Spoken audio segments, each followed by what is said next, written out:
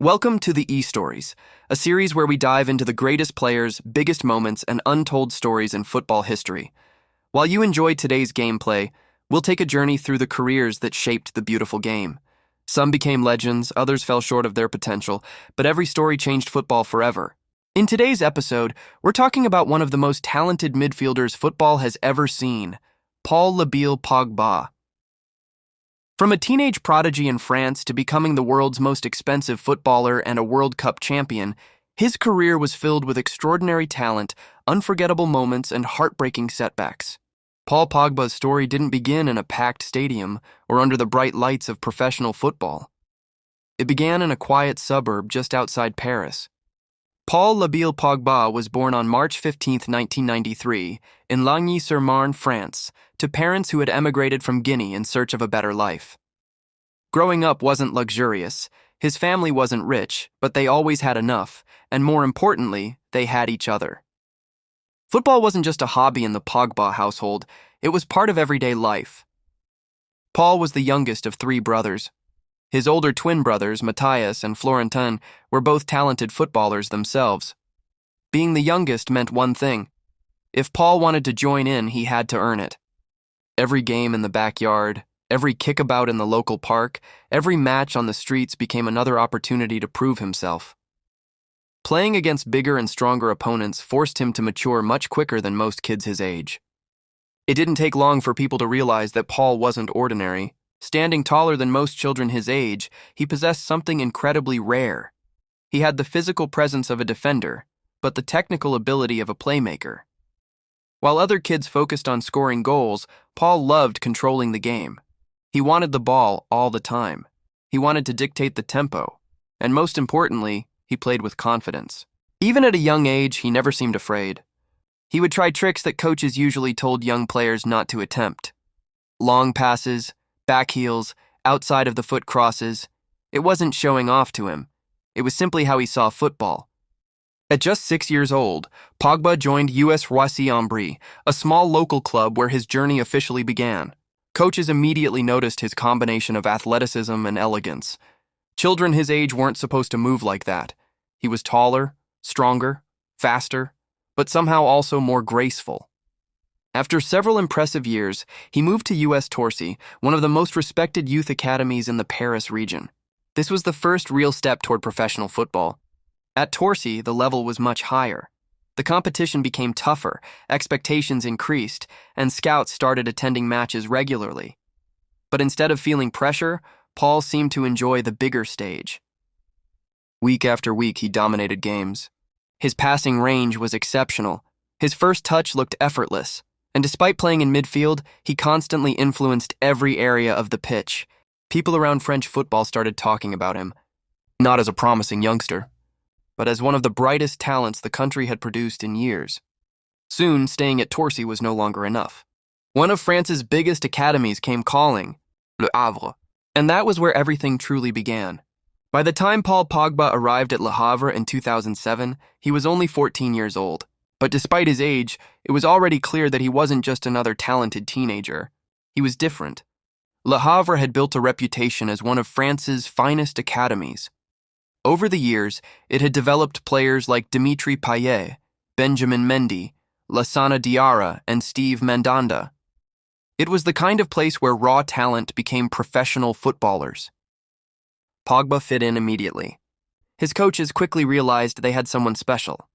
Standing nearly 6 feet tall as a teenager, he dominated physically, but what truly amazed people was his technique. Players with his height weren't supposed to glide across the pitch like that.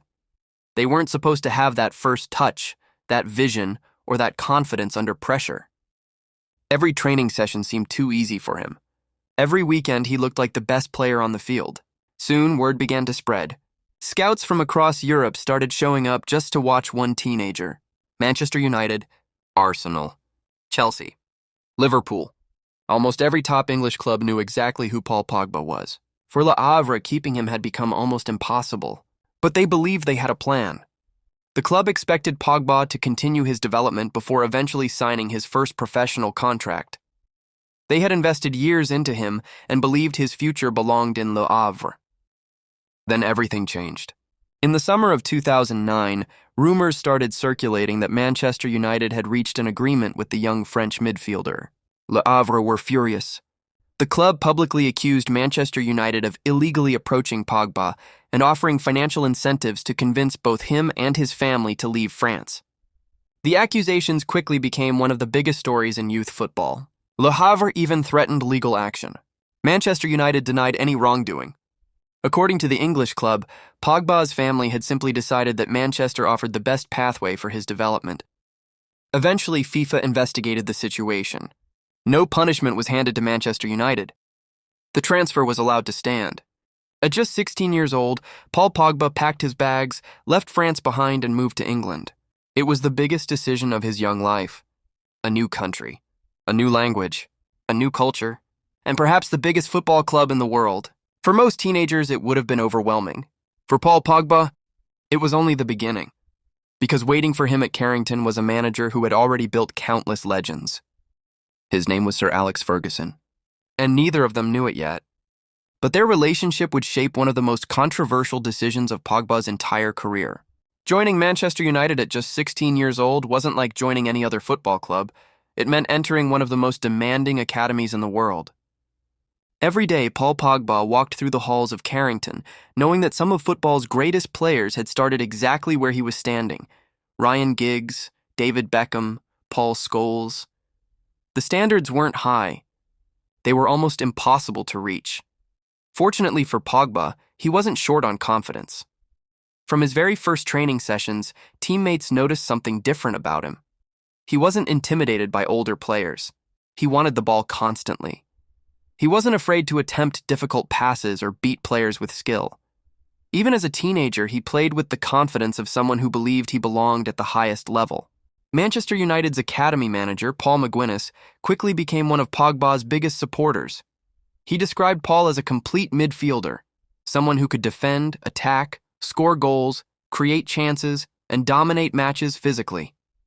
It wasn't long before Sir Alex Ferguson started paying closer attention, and when Sir Alex noticed you, people listened.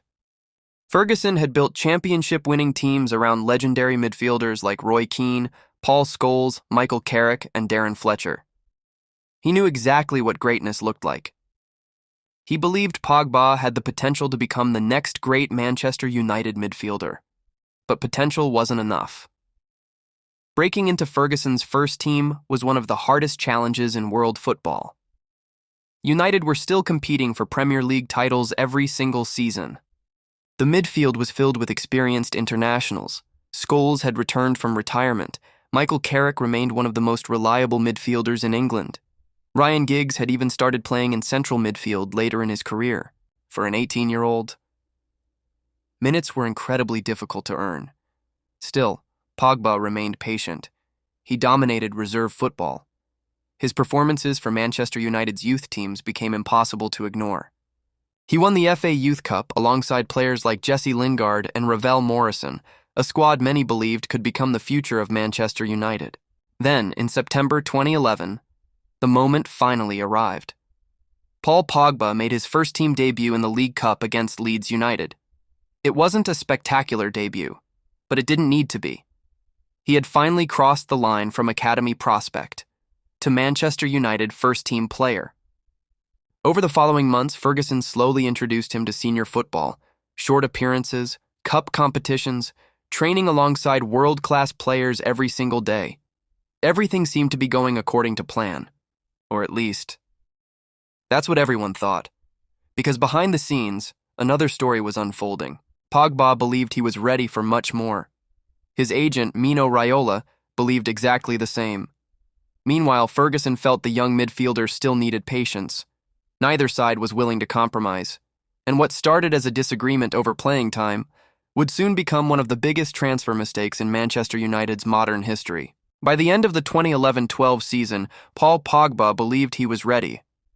After years of dominating Manchester United's academy, impressing in reserve football, and making his first team debut, he felt he had earned a real opportunity. But Sir Alex Ferguson wasn't convinced. The legendary manager had spent decades developing young players, and he knew one thing better than anyone else. Talent alone wasn't enough. You had to be patient.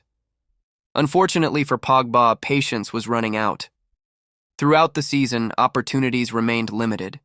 While Pogba watched from the bench, experienced midfielders like Michael Carrick and the returning Paul Scholes continued to start the biggest matches. To Ferguson, that made perfect sense. Manchester United were fighting for Premier League titles every single year. There was simply no room for mistakes. But from Pogba's perspective, every week felt like another opportunity slipping away. Behind the scenes, another influential figure was becoming increasingly frustrated, his agent, Mino Raiola. Raiola had already built a reputation as one of football's toughest negotiators. He wasn't afraid to challenge clubs, managers, or even the biggest names in football if he believed it was in his players' best interest.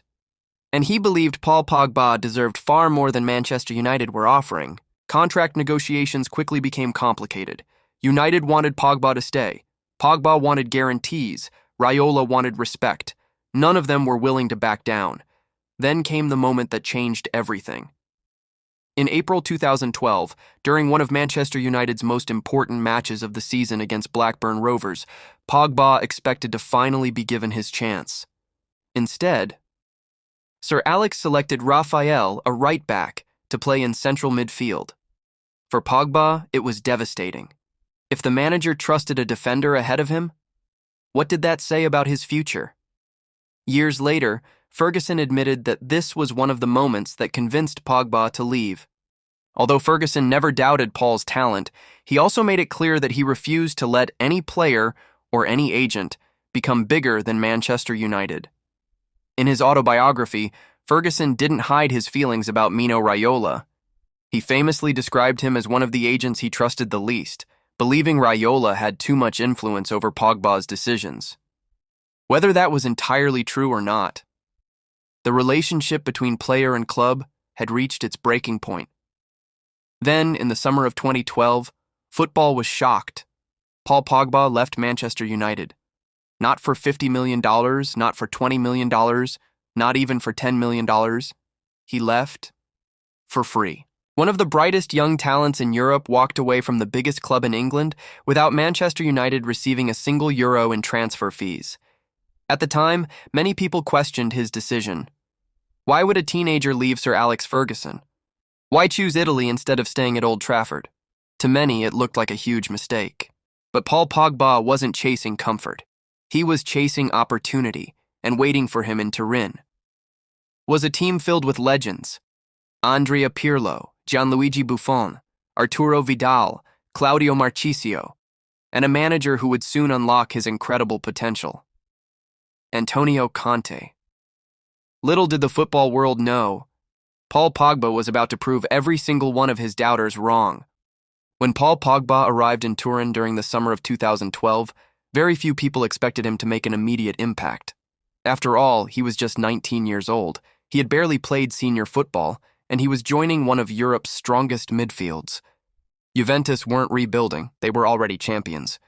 Antonio Conte had just led the club to an unbeaten Serie A title, and the midfield was filled with world-class players: Andrea Pirlo, Arturo Vidal, Claudio Marchisio. 3 established stars, each at the peak of their powers. Breaking into that team seemed almost impossible. At first, Conte agreed.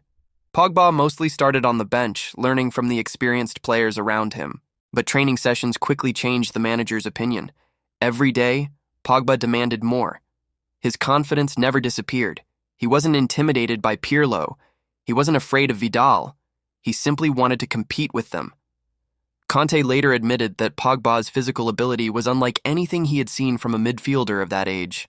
Standing over 6'3", he could shield the ball effortlessly, win aerial duels, glide past defenders with elegant dribbling, and then deliver a 60-yard pass with incredible accuracy. Players built like Pogba weren't supposed to possess that level of technique. He looked like a defensive midfielder, but he played like a number 10. As the season progressed, Conte had no choice. He started giving Pogba more minutes. And every time he stepped onto the pitch, he made something happen. Goals from 30 yards, powerful runs through midfield, perfectly weighted passes, no-look assists, outside-of-the-foot crosses. He wasn't just effective, he was entertaining. Fans quickly fell in love with his fearless style of football. While Pirlo controlled matches with elegance and intelligence, Pogba brought something different. Energy, power, flair. He played football with personality. Soon, Juventus supporters gave him a nickname, Il Polpo Paul, the octopus. The nickname referred to his incredibly long legs, which seemed to reach every loose ball, every tackle, and every passing lane. It perfectly described the way Pogba dominated midfield. By the end of his first season, he had done what many thought was impossible. He had forced his way into one of the best midfields in world football. And this was only the beginning. Over the next 3 seasons, Paul Pogba became one of the most exciting players on the planet. Juventus continued winning Serie A year after year. Every season, Pogba looked stronger, more confident, more influential. After Andrea Pirlo left for Major League Soccer in 2015, many wondered who would become Juventus's creative leader. The answer became obvious: Paul Pogba. He inherited the famous number 10 shirt, previously worn by legends like Michel Platini, Roberto Baggio, Alessandro Del Piero, and Carlos Tevez. For Juventus, the number wasn't just another shirt. It represented greatness. Giving it to a 22-year-old spoke volumes about how highly the club rated him. By now, Europe had fully taken notice. Pogba wasn't simply one of the best young midfielders anymore. Many believed he was becoming the best midfielder in the world. In 2013, he won the prestigious Golden Boy Award, presented to the best under-21 player in Europe. He finished ahead of some of the biggest young talents on the continent. The following years brought even more recognition. He was named in the UEFA Team of the Year, 5th Pro World UTA nominations, and became one of football's biggest commercial stars. Adidas built campaigns around him. His hairstyles became trends. Children copied his celebrations. Every major club wanted him: Real Madrid, Barcelona, Manchester City, Paris Saint-Germain, Chelsea. Almost every European giant was linked with Paul Pogba. But perhaps his greatest Juventus moment came during the 2014-15 UEFA Champions League. Juventus reached the final in Berlin, defeating the defending champions Real Madrid in the semi-finals. Pogba, still only 22 years old, played with incredible maturity throughout the competition. Although Juventus eventually lost 3-1 to Barcelona's legendary MSN attack of Messi, Suarez, and Neymar, one thing had become crystal clear: Paul Pogba had arrived. He was no longer a wonder kid, he was a global superstar, and because of that, football history was about to be made. One club was preparing an offer that would completely change the transfer market forever. Manchester United wanted their boy back. Just 4 years earlier, they had allowed one of Europe's brightest talents to walk away for free. At the time, Manchester United were trying to rebuild after the retirement of Sir Alex Ferguson. David Moyes had failed. Louis van Gaal had struggled. The club had lost its identity. So in 2016, they turned to one man, José Mourinho. Fresh from winning the Premier League with Chelsea just 2 seasons earlier, Mourinho was hired to bring Manchester United back to the top. But he knew one thing: to compete with Europe's elite, he needed a superstar. And there wasn't a bigger midfielder available than Paul Pogba. Negotiations lasted for weeks. Once again, Mino Raiola played a central role behind the scenes. Then, on August 8, 2016, it became official. Manchester United re-signed Paul Pogba. The transfer fee? $105 million. At that moment, it was the most expensive transfer in football history. The football world couldn't believe it. Just 4 years after leaving Old Trafford for absolutely nothing. Manchester United had paid a world record fee to bring him back. It wasn't just a transfer, it was a statement. United believed Pogba would become the face of their new era. The pressure was enormous. Adidas launched one of the biggest marketing campaigns football had ever seen. Commercials, billboards, social media, everywhere you looked. There was Paul Pogba. Then came one of football's most iconic announcement videos. With Stormzy playing in the background, Pogba simply said, "I'm back." Within hours, the video had millions of views. Expectations couldn't have been higher. And at first, everything looked perfect. Manchester United also signed Zlatan Ibrahimovic, Henrik Mkhitaryan, and Eric Bailly. For the first time in years, fans genuinely believed they could challenge for the biggest trophies again. Pogba started brightly. He controlled matches. He scored spectacular goals. His partnership with Zlatan immediately caught attention. Although adapting to the intensity of the Premier League wasn't always easy, there was never any doubt about his quality, every now and then. He produced moments that reminded everyone exactly why United had spent a record-breaking fee. Outside of the foot passes that split entire defenses, long-range strikes, powerful runs through midfield, skill moves that left opponents standing still. When Pogba was at his best, very few midfielders in world football could match him. His first season ended with silverware. Manchester United won both the EFL Cup and, more importantly, the UEFA Europa League. In the final against Ajax, Pogba opened the scoring with a deflected strike before United secured a 2-0 victory.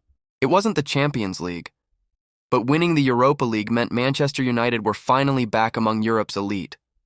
For Pogba personally, it felt like the perfect beginning. The world record signing had delivered a European trophy in his very first season. It looked as though Manchester United had finally found the midfielder they had been searching for since Paul Scholes. But football has a cruel way of changing everything, because despite lifting trophies, the relationship between Paul Pogba and José Mourinho was slowly beginning to crack. And before long, it would become one of the biggest manager-player conflicts football had seen in years. At club level, questions were beginning to emerge about Paul Pogba's consistency and his relationship with José Mourinho. But on the international stage, none of that seemed to matter. Before the tensions at Manchester United could reach their breaking point, Paul Pogba had one more opportunity to remind the world what he was truly capable of. The 2018 FIFA World Cup in Russia. Under France manager Didier Deschamps, Pogba was given a role that perfectly suited his strengths. He wasn't expected to do everything on his own. Instead, he was trusted to control the midfield, lead by example, and use his vision to dictate the game. Surrounded by stars like Antoine Griezmann, N'Golo Kanté, and the young Kylian Mbappé, Pogba flourished. France grew stronger with every match, defeating Argentina in a thrilling 4-3 victory, overcoming Uruguay and Belgium, and booking their place in the World Cup final against Croatia. On July 15, 2018, Pogba stepped onto the biggest stage in football. With France leading 2-1, he scored a crucial goal in the second half, helping his country secure a 4-2 victory and lift the World Cup for only the second time in their history. At just 25 years old, Paul Pogba had achieved what millions of footballers only dream of. He wasn't just one of the most talented midfielders in the world anymore. He was a World Cup champion. Returning to Manchester United, many believed this was the beginning of Pogba's best years. Instead, the problems waiting for him back in England were only just beginning. Returning to Manchester United as a World Cup winner, many believed Paul Pogba was finally ready to become the leader the club had been waiting for. After conquering the biggest stage in football, expectations had never been higher. Surely this was the moment everything would finally click. But instead of building on his greatest achievement, Pogba found himself walking back into the same problems he had left behind. The tensions with José Mourinho, which had briefly been pushed aside during the World Cup, returned stronger than ever. This time, there would be no hiding them. Mourinho publicly questioned Pogba's attitude and commitment, while Pogba grew increasingly frustrated with the manager's tactics and criticism. The situation reached its breaking point when Mourinho stripped Pogba of the vice-captaincy. Days later, cameras captured a cold exchange between the two during training, confirming what everyone already suspected. Their relationship was beyond repair. Just a few months later, José Mourinho was sacked by Manchester United. With Mourinho gone, everything seemed to change. Ole Gunnar Solskjaer arrived as interim manager and immediately gave Pogba the freedom he had been missing.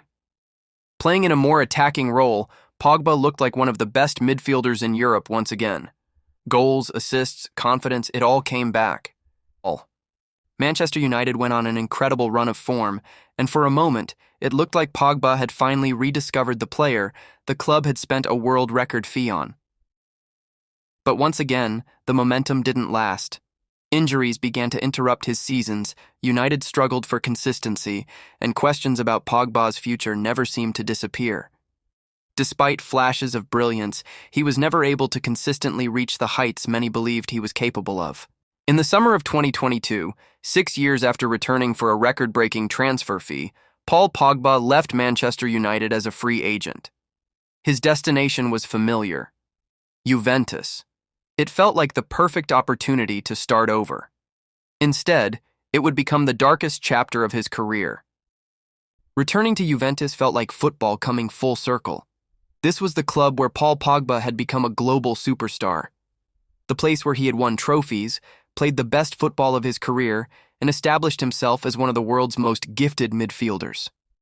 Fans believed the pressure of Manchester United was finally behind him.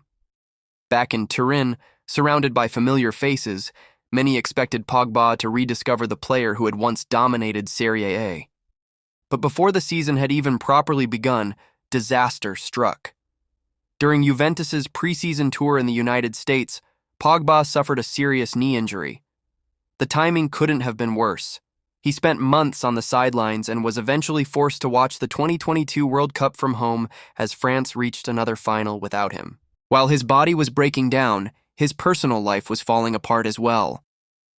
In 2022, Paul Pogba revealed that he had been the victim of an alleged extortion plot involving people he had trusted for years. According to French investigators, a group of childhood acquaintances demanded millions of euros from the midfielder, claiming he owed them for protecting him throughout his rise to fame. The most shocking part was that Pogba claimed his own brother, Matthias Pogba, had become involved. Soon after, Matthias released a series of videos online, promising to reveal explosive truths about Paul. The story quickly became international news. Instead of preparing for his return to football, Pogba found himself dealing with police investigations, family conflict, and constant media attention. It was another devastating setback for a player who already seemed unable to catch a break. Just when it seemed life couldn't become any more difficult, another controversy changed everything. In August 2023, after Juventus's opening Serie A match, Pogba was randomly selected for an anti-doping test. The results stunned the football world. He had tested positive for DHEA, a substance banned because it can increase testosterone levels. Pogba immediately denied intentionally taking any performance-enhancing drugs. He explained that the substance had entered his body through a food supplement prescribed by a doctor in the United States. Under anti-doping regulations, however, athletes are ultimately responsible for everything they put into their bodies. Pogba initially received a 4-year suspension. For many people, it looked like the career of one of football's greatest talents was over. Months later, after appealing the decision, the suspension was reduced to 18 months. The punishment was shorter, but the damage to his career and reputation had already been done. After serving his suspension, football gave Paul Pogba one more chance. In the summer of 2025, he signed for AS Monaco, returning to France for the first time in his senior career. It was a new beginning, an opportunity to rebuild both his career and his reputation after everything he had been through. Whether he can write one final chapter remains to be seen. But regardless of what happens next, Paul Pogba's legacy has already been written. Looking back at Paul Pogba's career, it's impossible not to wonder what could have been. At his very best, there were few midfielders in football history who could do what he did. The strength to dominate physically, the vision to unlock any defense, the technique to make impossible passes look effortless, and the confidence to perform on the biggest stages. He won league titles with Juventus. He lifted the Europa League with Manchester United, and he became a World Cup champion with France. For many players, that would already be the career of a lifetime. Yet when people talk about Paul Pogba, they rarely begin with the trophies. They talk about the injuries, the inconsistency, the controversies, the arguments, and the feeling that we never truly saw the very best version of him for long enough. Maybe that's why Paul Pogba remains one of football's greatest what-ifs. Not because he failed, but because everyone knew he was capable of even more. The maestro who could control an entire match with a single touch. A player blessed with extraordinary talent, whose story will always leave football fans wondering what might have happened if things had been different. This was the story of Paul Pogba, the Fallen Maestro. Thanks for watching the eStories. If you enjoyed this video, don't forget to like, subscribe, and let me know which football story you'd like to see next.